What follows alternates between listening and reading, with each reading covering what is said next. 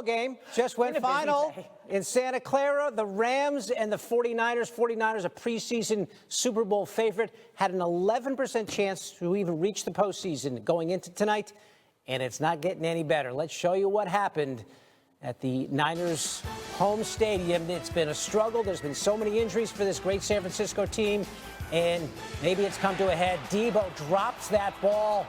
Looked like he had a chance at a touchdown. This is third quarter. 11 punts in the first half. We skipped over all that. We start in the third. Debo has had some comments about wanting the ball more. Got a chance there and could not hold on. Next Rams drive. Matthews, Stafford burrows across on 4th and 1 to pick up the first down. Had to do that a couple times. Mud on the hat and everything. And then Rams 3rd and 4 at the 5. Stafford buying time and then the sidearm sling, and that's not going to work. So the Rams settle for a field goal to tie the game at 6 apiece. No touchdowns yet in this game. Next Rams drive. Stafford up top, finally an explosive play. Puka Nacua. That's good for 51 yards. So the Rams in the red zone. Later, 3rd and 2 from the 8. Stafford again buying time. Kyron Williams, he's got him, but that's snuffed out. Fred Warner on the tackle. Rams settle for a field goal again. It's 9-6. Next Niners drive. Brock Purdy. They're in field goal range, and he throws the pick to Darius Williams.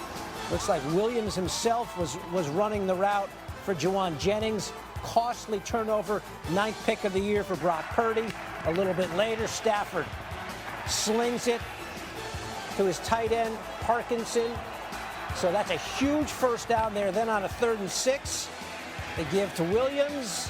He stopped short, 3 yards short, so it brings up a 4th down with under a minute to go. And Sean McVay would kick another field goal. 49ers on the ensuing kickoff. It's Debo. Had a nice return, dragged out. We get the flag. And Brock Purdy, one last chance, sacked as time runs out. The Rams hold on to win this one, sweep the season series. They win it 4 field goals to 2. 12-6 is your final.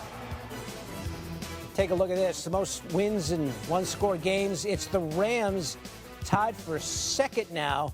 The Chiefs have done it 10 times, which is just incredible. The Rams, Eagles, and Vikings have now won 7 one-score games. So Sean McVay's guys gut out a tough win on the road. The Niners, meanwhile, dropped to 6-8 on the year, and their playoff hopes are going out the back door in a hurry. Damien Woody here with us to break this down. And look, this was not a pretty game, Woody, I would say, from either team. But nonetheless, the Rams were able to pull away in the second half. What did you see from them? Listen, I give a lot of credit to this Ram defense. I thought the question coming to the game was, will this Rams team be able to hold up against a desperate 49ers team, particularly on the offense? And I thought they did a masterful job. They were able to get after Brock Purdy, rushing the quarterback, and they didn't really give up a lot of explosive plays. And then obviously, Brock Purdy throwing that critical interception deep in his own in the plus territory. So this Rams defense came up big in this game where you saw a lot of field goals. When you look at this Niners offense, obviously, Damien, they're missing Christian McCaffrey, Brandon Ayuk, some real playmakers. Trent Williams didn't play in this game as well. But this same bunch put up 38 on the Bears last week. What did you see on that side of the ball that was going wrong for the Niners tonight? Obviously, the first half was a mess with all the rain.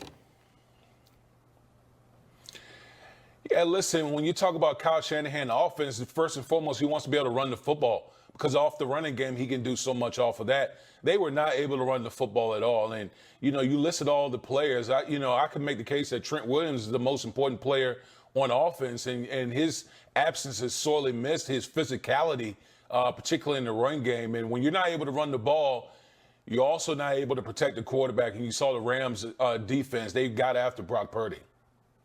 Let's stay with the Niners here because outside of just tonight, this is a team that was in the Super Bowl last year, and now they're the bottom of their division. They have 4 losses in the last 5 games. Where do the Niners stand in terms of their season as a whole now, Damien?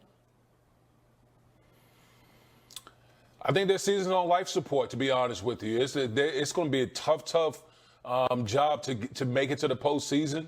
If you're the Niners, I think, one team, maybe two, gets in from the NFC West. And when you're the Niners, you just got swept by the Los Angeles Rams. So, I hate to say it, but I think this 49ers team, this season is over with for the 49ers.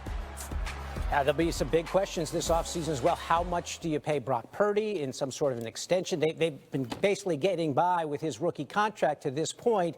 That's why they can pay some other guys, and the injuries are mounting up. They played a ton of football over the last 3 or 4 years, Damien, and I just want you to stay right there. Sarah Barshop caught up with Darius Williams, the man who made that interception, a critical play in this game. Let's listen in. Darius, big win, big game for the defense. Can you take me through what the mindset of the group was going into the short week?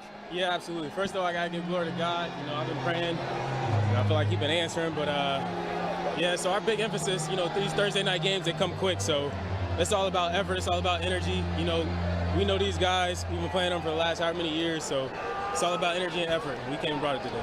You had an interception in the fourth quarter, game-changing play. Can you take me through that play? Yeah, it was a little curl and go. Something was telling me just to wait on it, and I just was waiting on it. I saw the ball in the air. He kind of just threw it up, and I was able to make a play on it. You have 2 games in a 5-day span, 2 wins. You guys control your playoff destination for a playoff spot. What does that mean to you and this team? Oh, yeah, we just keep our head down. We just keep going.